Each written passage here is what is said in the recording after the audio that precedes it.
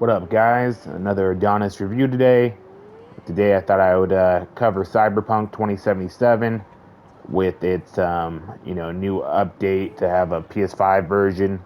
Finally, I thought we kind of go over it in one. Maybe you haven't played Cyberpunk 2077 ever because of all the shit you've heard about it, so you never thought it'd be worth the money. Maybe you think now that there's a PS5 version of it, you will get into it, and it's kind of worth doing it. So I'll go over kind of the game in general and the update, which isn't really that much. The update really just kind of makes the game play better as a whole. The graphics are a bit smoother. There's a few quality of life improvements, but the car kind of handles a little bit more different. Has a little bit more weight to it, I'd say. But I feel it's kind of like rough around the edges. The car handling always is kind of been a little bit shoddy.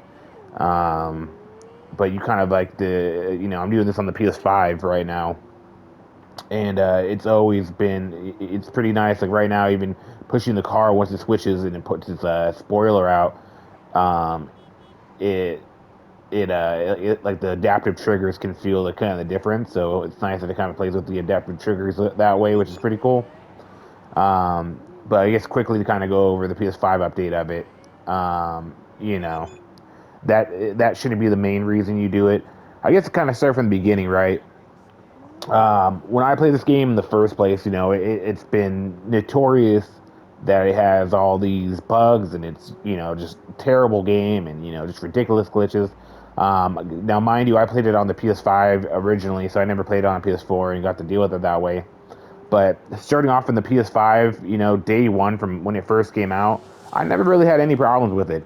Being honest with you, maybe there's a few things that you would expect in any game, right? That even the Witcher, they called the glitcher because it has some issues, but nothing, game breaking, at least in my opinion, that I ever had to deal with.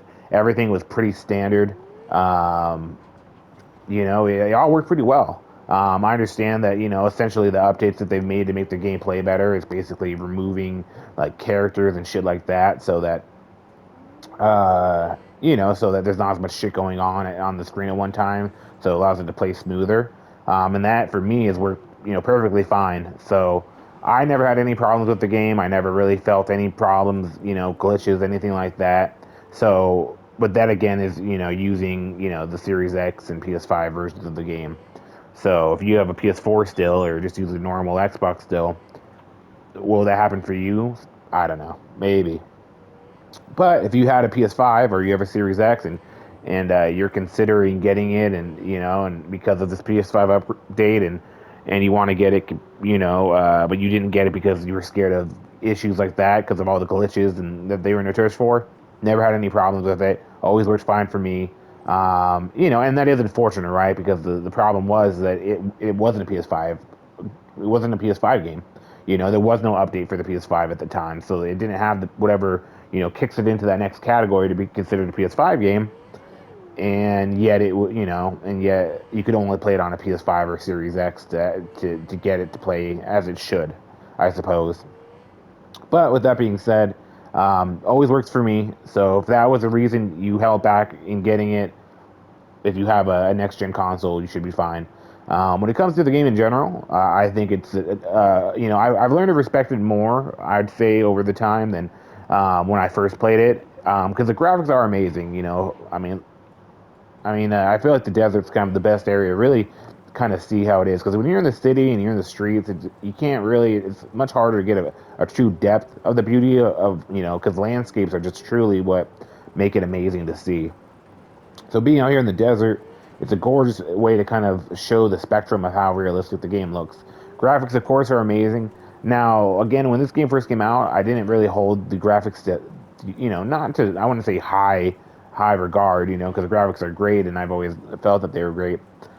It's more so that I don't know. I guess I was expecting next gen. I was expecting, for a game that had been worked on for so many years, almost a decade, right? I thought that the graphics would surpass, um, you know, what's out. Because as I've said in other videos, graphics kind of have hit their max in 2017, and they kind of have only became smoother, and slightly better in certain places since then.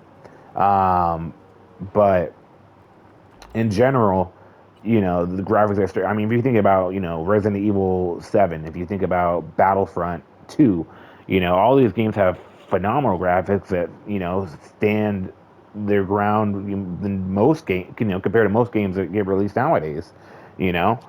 So, with that kept in mind, when this first came out, it definitely didn't blow my mind. But of course, the graphics are fantastic. And again, I'm saying that I've learned to respect it more since this game, as more time has passed, because to kind of respect the scale of it, because there's a lot of games, like I said, Resident Evil 7, Resident Evil 8, they have this, this level of graphical performance that look fantastic, but not to this extent of open world. And that's kind of where this exceeds. It's amazing seeing such a beautiful map, beautiful game, and every kind of every tiny minute detail is picked to a perfect pixel. Every part of the city, the characters look fantastic. Like I was playing the game Medium. I don't know if you ever played that, but that's kind of like the one game for Series X right now that is a next gen version of a game, and the characters' face. And this is a story driven game. It's 100% story driven. It's the game Medium, and no open world, nothing like that. And it looks like the character's face looks like garbage. I mean, this game shits on it 100 times over, and it's an open world game. So if you haven't played this game, to kind of nutshell everything, right? The graphics are fantastic. If you have an extra console, it's going to work great. I do enjoy the story. I would not say the story hell is good, compared to The Witcher. I thought The Witcher had a fantastic, it's like, game of the millennium, for a reason. And obviously that's kind of the hope when this game came out, is that their story driven narratives were kind of hold, and there is great stories, but I definitely don't enjoy it as much. I don't know if it's because it's that city vibe and whatnot. It's not as interesting. It's kind of peasant pig fucking losers that live in a swamp being attacked by monsters. Maybe we need monsters to kind of make it more entertaining to get to that deep narrative. But I really do enjoy the narrative, in The Witcher, obviously, and this. There is some choices, and obviously you can pick lovers and stuff like that. There's situations that you can only get into if you pick the male character, and there's relationships you can only get into if you pick the female character. So there is diversity in choice making, but it didn't hold in my bar. But with all the discounts they're offering on this game, I mean the PS5 upgrade and the Series X upgrade are free. They're offering the free 5 hours of gameplay to play it now, to test it out. And, because they had such a terrible, release with this game that it got shit on so god awfully, it, they you can get this game for 20-30 bucks pretty easily. And is it worth 20-30 bucks? Fuck yeah, it is.